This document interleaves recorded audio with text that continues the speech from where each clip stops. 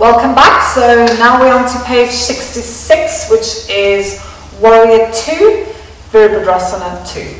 So this is one of my favorite postures, but actually technically it can be quite challenging for people because I don't know why, because it's not hard, we're not doing a headstand, but just the little bits in between can be quite challenging for some people. So what I get people to do is just get into this position first.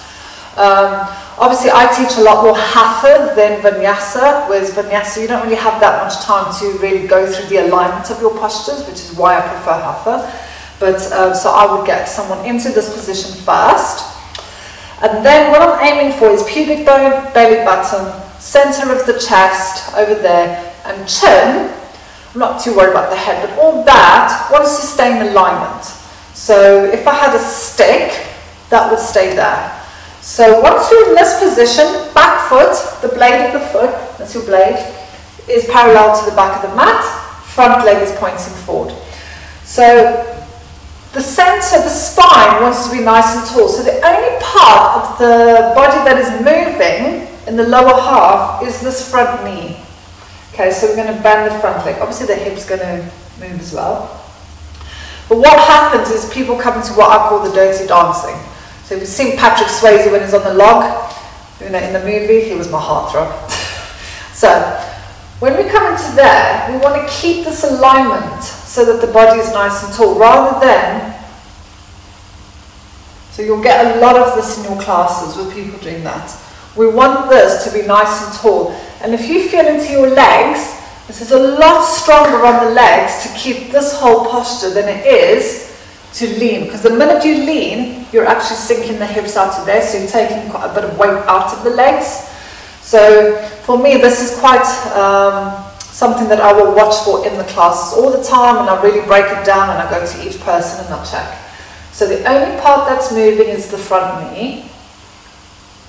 So obviously, be proud. We want to be nice and tall. We don't want to be folding down.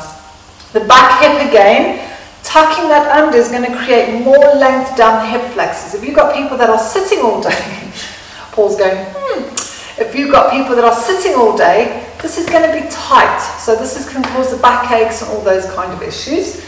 And then we send the energy down through the back foot. So we want to be really anchored down through the back foot, and again, the tripod of the front legs.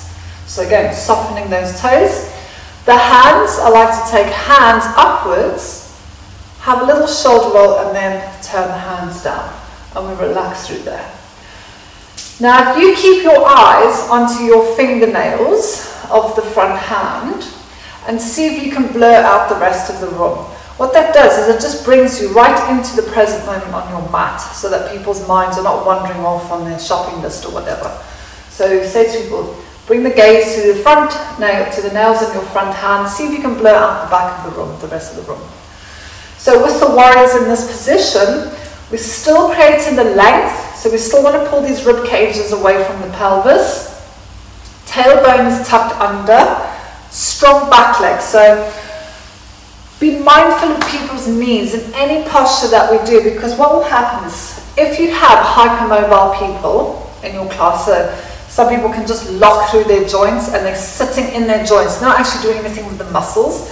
And it's not particularly healthy if you have got hypermobile knees. So hypermobile knees is where, you know, people's legs bow the other way, basically. So if you engage your rear kneecaps, don't know if I, yeah? So that's relaxed. So you're going to engage it. That will support the knee of the rear leg. Okay, so that we're not sitting into the rear joint there.